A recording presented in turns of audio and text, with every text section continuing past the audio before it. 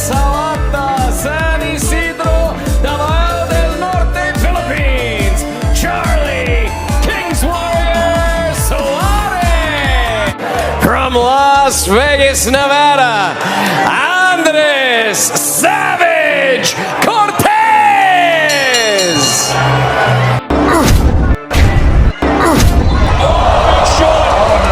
Down goes Paul Fleming.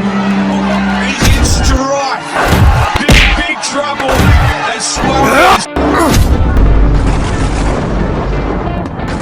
Naging masigla ngayong 2024 ang Philippine Boxing kung saan nagkaroon tayo ng dalawang champions na sina Milven Jerusalem na tinalo ang Hapon na WBC champion na si Uday Shigyuka na 2 beses bumagsak. At si Pedro Tadora naman ay tinalo ang kapatid ni Uday, ang IBF champion na si Genjiro Shigyuka via technical knockout sa round 9. It's that. May isa pang Pinoy mga tol na talagang inaabangan ng mga boxing fans na pwedeng mag-world champion. Ito ay ang IBF at IBO Intercontinental Super Featherweight Champion na si Charlie Suarez, isang undefeated na boksingero na tubong sa Wata sa Davao del Norte. Siya ay may kartadang 17 na panalo, walang talo at may siyam na knockouts. Binansagang Kings Warrior dahil sa bilis at lakas ng kanyang mga suntok. At si Suarez ngayon ay nagiging kilala ang pangalan sa pandaigdigang entablado na rank number 5 sa IBF at nag-back-to-back gold medalist sa Asian Games at lumahok na sa Olympics. Nakapagtala si Suarez mga tol ng isang malaking upset sa mundo ng boxing nang dumayo ito sa Australia at hinarap ang undefeated Australian champion na si Paul Fleming. Dahil sa pinakitang galing ni Suarez, ay nakakuha ito ng kontrata mula sa top rank promotion ni Bob Arum na nagbigay sa kanya ng pagkakataong makalaban para sa world title. Makakatapat ni Suarez mga tol ang delikadong pambato ng Amerika na si Andres Cortez, 27 years old at may perfect na kartadang 22 wins, walang talo at 12 knockouts na undercard sa Super Middleweight Showdown ni Munguia versus Bazinia ngayong September 20, 2024 na gaganapin sa Desert Diamond Arena sa Glendale, Arizona, USA. Hindi ito basta-bastang kalaban si Cortez mga tol dahil bumiktima na ito ng dalawang Pinoy na sina Genesis Servania at Mark Bernaldez na parehong tinapos ni Cortez sa knockouts. Ngunit maraming nagtitiwala dito sa Pinoy na si Suarez mga tol na kaya nitong talunin si Cortez dahil tumalo din ito ng undefeated champion na may 4 na titulo. Matapos na angkin ni Suarez ang IBF Asia Super Featherweight title nang pinasuko niya ang knockout artist ng Indonesia na si Jeffrey Palulu.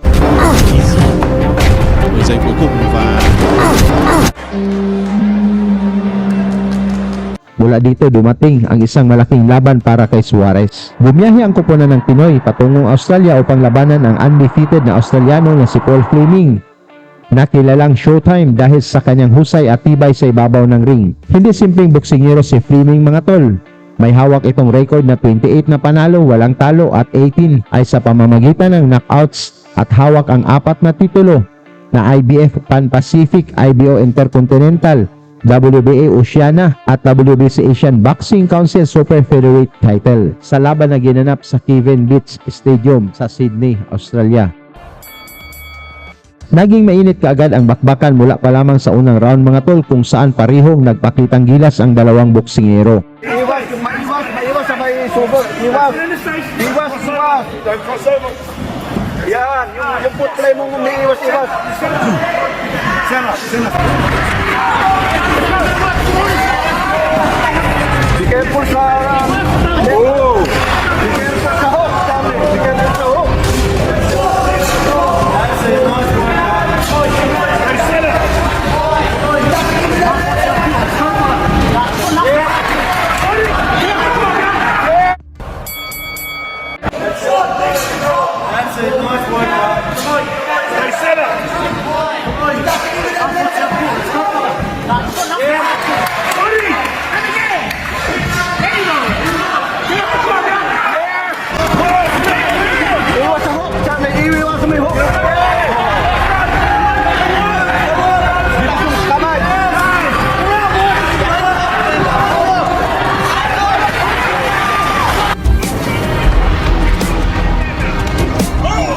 Suarez.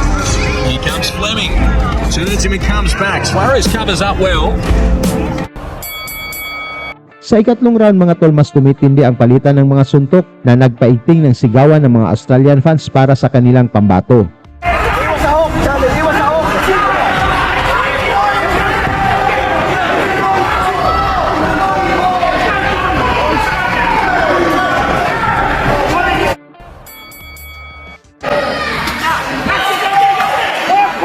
Jab, come on, let's go, buddy.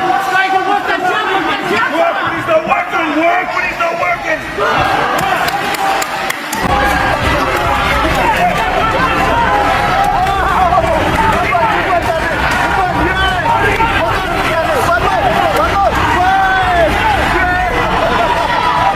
Now move, move, nicely move. Taas mo, taas. Taas yung depensa. Taas yung depensa. Yan, taas yung mataas yung depensa.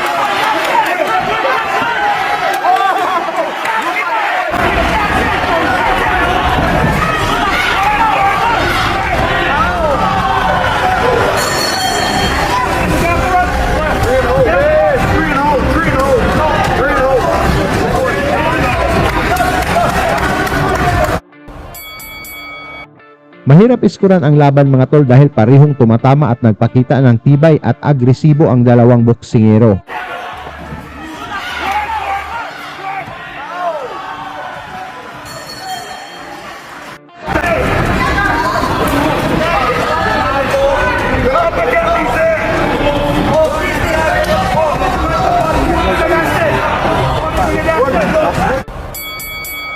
Pagsapit ng round 7 mga tol, parehong marami nang tinanggap na suntok ang dalawang fighters, ngunit pareho silang matigas.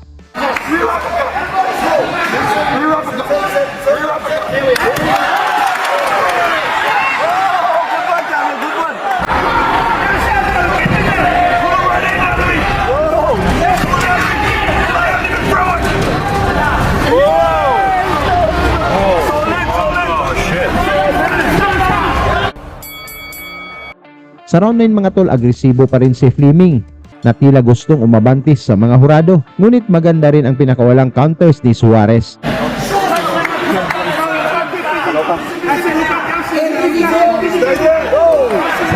Nice, Charlie. Nice, Charlie.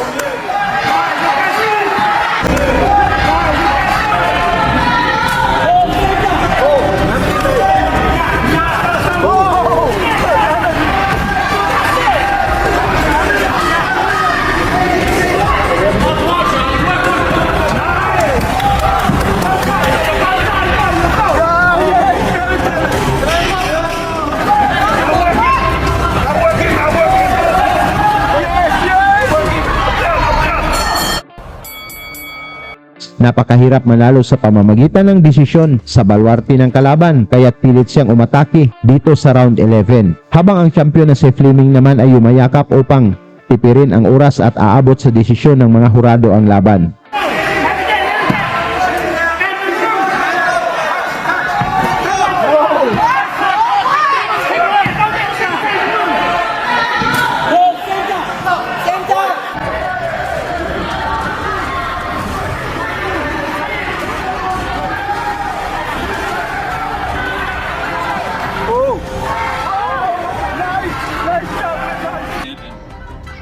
Got away.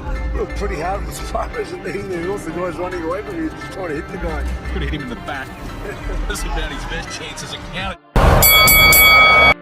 Sa huling bahagi ng laban mga tol, binuhos na ng dalawang boksingero ang lahat upang makuha ang panalo sa wakas.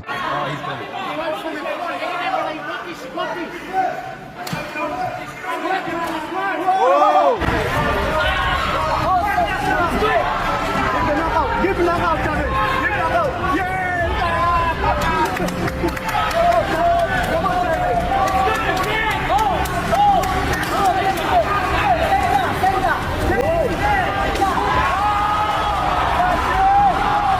Mula sa magkasunod na suntok ni Suarez, napabagsak niya si Fleming. Tumayo man si Fleming pero halatang nasaktan.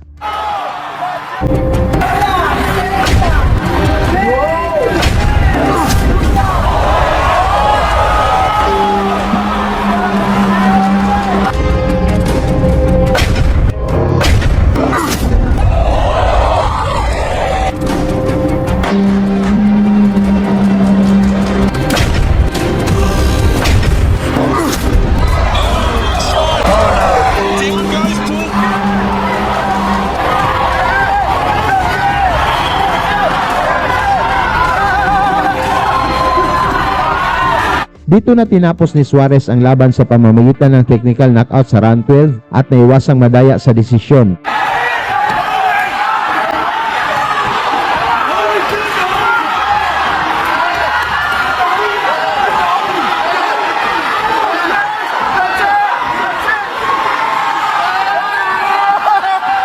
Dahil sa score ng mga judges, panalo sana si Fleming sa score na 106, 103, 107, 102 at 108, 101. Kung hindi napabagsak ni Suarez si Fleming mga tol, siguradong talo ang ating kababayan. Sa inyo naman score sa laban mga tol, pag-usapan na lang natin yan sa baba at suportahan na lang natin si Suarez sa kanyang laban kay Cortez ngayong September 20, 2024. Lagi niyong sundan, huwag magpapahuli. Pag-usapan ni bakbakan, balita niya at laban. Mga Pinoy na di nagpapagapi. Salamat sa mga suporta na lagi nandyan.